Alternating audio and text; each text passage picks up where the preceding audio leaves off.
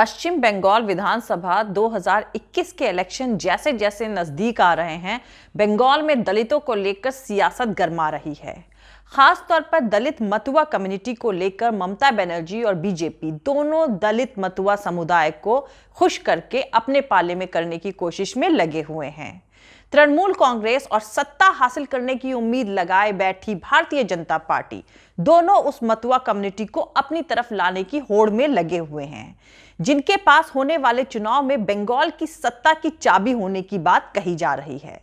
तो दोस्तों, पहले आपको बता दूं कौन है ये मतुआ जिनके पास बंगाल की सत्ता की चाबी होने की बात कही जा रही है। मौजूदा बांग्लादेश के गोपालपुर जिले में 1860 में हीरा चांद ठाकुर ने एक सोशल रिलीजियस यानी सामाजिक धार्मिक आंदोलन शुरू किया था और उनके फॉलोअर्स को ही मतुआ कहा जाता है।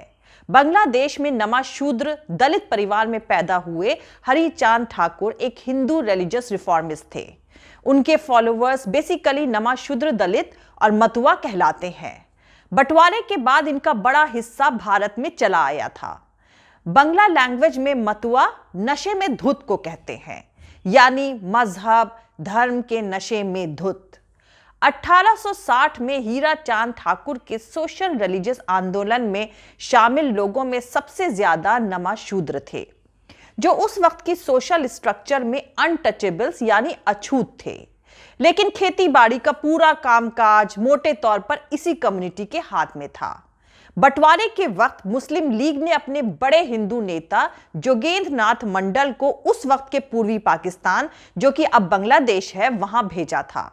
जोगेंद्र नाथ मंडल भारत की सरहद से सटे इलाकों के हिंदू दलितों, जिनमें मतुआ मेजॉरिटी में थे, उनको ये समझाने में कामयाब रहे थे कि पाकिस्तान में उनके हित महफूज हैं। जोगेंद्र नाथ मंडल ने उन दलितों को समझाया कि सवर्ण हिंदू डोमिनेटेड वाले भारत के मुकाबले मुस्लिम पाकिस्तान उनके लिए ज्यादा मुफीद होगा।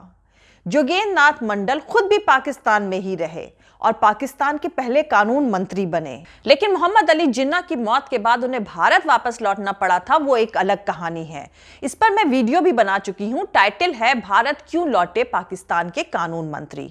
आप सजेस्टेड वीडियो पर क्लिक करके ये वीडियो देख सकते हैं। 1947 में भारत के बंटवारे के बाद हरी चांद ठाकुर का खानदान पूर्वी पाकिस्तान, जो कि अब बांग्लादेश है, उससे भारत आ गया था और उत्तर 24 परगना में ठाकुर नगर रेफ्यूजी कॉलोनी बसाई थी। इस परिवार का घर ही ठाकुरवाड़ी कहलाया। हरिचांद ठाकुर के परपोते प्रमथ रंजन ठाकुर जब तक जिंदा रहे, यानी 1990 तक, मतुआ महासंघ के प्रेसिडेंट रहे। उनके बाद उनकी वाइफ बीड़ा पाड़ी देवी ने महासंघ की जिम्मेदारी संभाली, जिन्हें बोड़ो मां के नाम से जाना जाता था। प्रधानमंत्री नरेंद्र मोदी ने पिछले साल आम चुनाव के पहले नदिया जिले के ठाकुर नगर जाकर 101 साल की वीड़ा पाड़ी देवी के पैर छूकर उनसे आशीर्वाद लिया था। वीड़ा पाड़ी देवी की डेथ इसी साल मार्च में हुई है।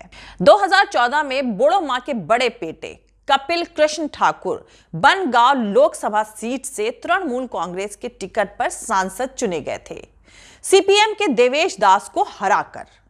भाजपा तीसरे नंबर पर रही थी और काफी पीछे थी। लेकिन 2014 में ही कपिल कृष्ण की मौत हो गई और 2015 में खाली सीट पर उपचुनाव हुआ। तृणमूल ने उनकी पत्नी ममता बाला ठाकुर को उम्मीदवार बनाया, लेकिन उपचुनाव से ठीक पहले भाजपा ने ठाकुरबाड़ी में सेंध लगाई और बोड़ो मां के छोटे बेटे यानी कपिल कृष्ण के छोटे भाई मंजुल कृष्ण ठाकुर को अपनी तरफ कर लिया। मंजुल ने ममता सरकार में refugee relief and rehabilitation minister के पद से इस्तीफा दे दिया और भाजपा की मेंबरशिप ले ली। मंजुल के बेटे सुब्रत ठाकुर भाजपा के टिकट पर उपचुनाव में लड़े, लेकिन ममता बाला ठाकुर को भारी जीत मिली। हालांकि भाजपा तीसरे नंबर पर ही रही, पर अपने वोट बढ़ाने में कामयाब रही। 2019 के लोकसभा चुनाव में भाजपा ने मंजुल के दूसरे बेटे शांतनु ठाकुर को टिकट दिया, जो तृणमूल कांग्रेस की ममता बाला ठाकुर को हराने में कामयाब रहे। परिवार बटा तो मतुआ महासंघ भी बट गया। बीते साल बोड़ो मां की मौत के बाद मतुआ महासंघ की कमान तृणमूल की ममता बाला ने संभाल रखी है। वहीं भाजपा के शांतनु ने अपना अलग ऑल इंडिया मतुआ महासंघ बना लिया है, यानी अब इस कम्युनिटी की लीडरशिप बोड़ोमा यानी वीणा पाड़ी देवी के भतीजे और बहू में बटा हुआ है। दोनों अलग अलग पार्टियों में हैं। ममता बनर्जी और बीजेपी के बीच मतुआ कम्युनिटी को लेकर पश्चिम बंगाल की सियासत में चल रहे दिलचस्प तमाशे और बीजेपी के सीएए एनआरसी पर खेले गए दांव की कहानी आगे जारी रहेगी। लेकिन उससे पहले जो लोग मेरे चैनल पर नए हैं वो मेरा YouTube channel political Tamasha with doctor Arshi को सब्सक्राइब करके वहां पे लगी बेल आइकॉन को जरूर दबा दें ताकि आपको हमारे आने वाले हर वीडियो की अपडेट्स मिलती रहे। और दोस्तों, अगर आपको हमारा काम पसंद आता है, हमारे वीडियोस पसंद आते हैं तो www.patreon.com/dr अर्शी खान पर जाकर डोनेट करके आप हमारे काम को सपोर्ट कर सकते हैं। तो चलिए शुरू करते हैं। तो दोस्तों, मतुआ कम्युनिटी के पश्चिम बंगाल की सियासत में कितनी अहमियत है, इसको इस बात से समझा जा सकता है कि बीजेपी के एक्स प्रेसिडेंट और गृह मंत्री अमित शाह पिछले कई बार से पश्चिम बंगाल जाने पर किसी न किसी मतुआ परिवार में जाकर खाना जरूर खाते हैं और साथ ही में उसकी तस्वीर ट्वीट करना भी नहीं भूलते हैं। बांग्लादेश बंटवारे के ठीक पहले और उसके बाद लंबे वक्त तक मतुआ सरहद पार कर पश्चिम बंगाल आते रहे हैं। बांग्लादेश से आने वाले ये मतुआ नमाशूद्र, नदिया, उत्तर 24 परगना, दक्षिण परगना में मेजॉरिटी में हैं। 2011 की जनगणना के मुताबिक पश्चिम बंगाल में दलित आबादी 2.15 करोड़ है, जो राज्य की कुल आबादी का 23.51% यानी लगभग 1/4 हिस्सा है। इस 1/4 आबादी में राजवंशियों के बाद सबसे बड़ा हिस्सा नमाशूद्र का ही है। दलित आबादी में इनकी हिस्सेदारी करीब 17.5% और तादाद 35 लाख के करीब है। हालांकि मतुआ महासंघ के मुताबिक राज्य में उनके सदस्यों की तादाद 1.25 करोड़ से ज्यादा है। इनमें से बड़ी तादाद में लोगों के पास नागरिकता नहीं है और इसलिए वो जनगणना या वोटर लिस्ट का हिस्सा नहीं है। मतुआ कम्युनिटी के लोग ज्यादातर 8 जिलों उत्तर व दक्षिण 24 परगना, हावड़ा, नदिया, मालदा, कूच बिहार, उत्तर व दक्षिण दिनाजपुर में फैले हैं। दार्जिलिंग, जलपाईगुड़ी जिलों में भी इनकी आबादी है। वैसे इनका 74 विधानसभा क्षेत्रों में अच्छा खासा असर है, लेकिन लगभग 45 विधानसभा सीटें ऐसी हैं जहां सियासी तौर पर मतुआ कम्युनिटी की बहुत अहमियत है। मतलब इलेक्शन में जीत और हार इस कम्युनिटी के सपोर्ट पर डिपेंड करती है। सीपीआईएम वाली वाम मोर्चा सरकार ने सियासी वजहों से बांग्लादेश से आने वाले इन लोगों को तरजीह दी। उन्हें जमीन का पट्टा, राशन कार्ड, नागरिकता वगैरह आसानी से मिलते गए। मोटे तौर पर ये सभी भारत के नागरिक बन चुके हैं। इसके बदले मतुआ कम्युनिटी के मेजॉरिटी वाले जिले अब सीपीआईएम का गढ़ बन चुके हैं।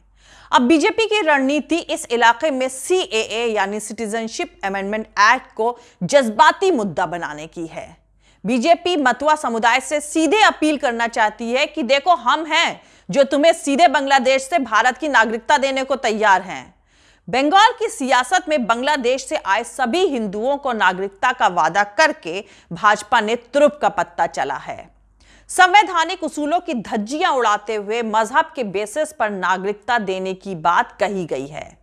जाहिर सी बात है, मतुआ लोग इस वादे से खुश तो हैं, लेकिन एनआरसी उनके दिल दिमाग में भाजपा के इस वादे को लेकर शक पैदा कर रही है। 2019 के लोकसभा चुनाव में अनुसूचित जाति के लिए रिजर्व्ड राज्य की 10 लोकसभा सीटों में से 4 कूच बिहार, जलपाईगुड़ी, विष्णुपुर और बनगांव पर भाजपा ने जीत हासिल करी थी। इनमें से कूच बिहार, जलपाईगुड़ी और बनगांव में नमाशूद्र जाति से मिला सपोर्ट बीजेपी के काम आया था। नागरिकता संशोधन कानून यानी सीएए के जरिए भाजपा ने दोहरा खेल खेला है। इसके जरिए एक तरफ बांग्लादेश से आए सभी हिंदुओं से नागरिकता देने का वादा किया गया है, तो दूसरी तरफ वहां से आए मुसलमानों को बाहर करने का मैसेज भी दिया गया है।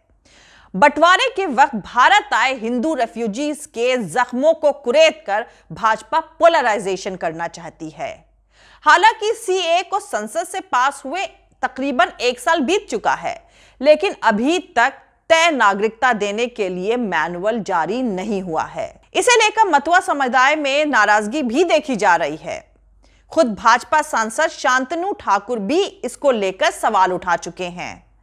दबाव बढ़ता देखकर भाजपा नेताओं ने आने वाले जनवरी-फरवरी 2021 से नागरिकता देना शुरू करने की बात करनी शुरू कर दी है। दूसरी तरफ नागरिकता के मुद्दे को एक बार फिर गर्म होते देख 9 दिसंबर की बनगांव की जनसभा में ममता बनर्जी ने मतवा लोगों को संबोधित करते हुए कहा कि आप सभी यहां के नागरिक हैं, किसी कागज की जरूरत नहीं है, यहां एनआरसी लागू नहीं होने देंगे, एक मुख्यमंत्री के रूप में यह मेरा वादा है। सच तो यह है कि मतवा समुदाय राजनीतिक रूप से बटा हुआ है।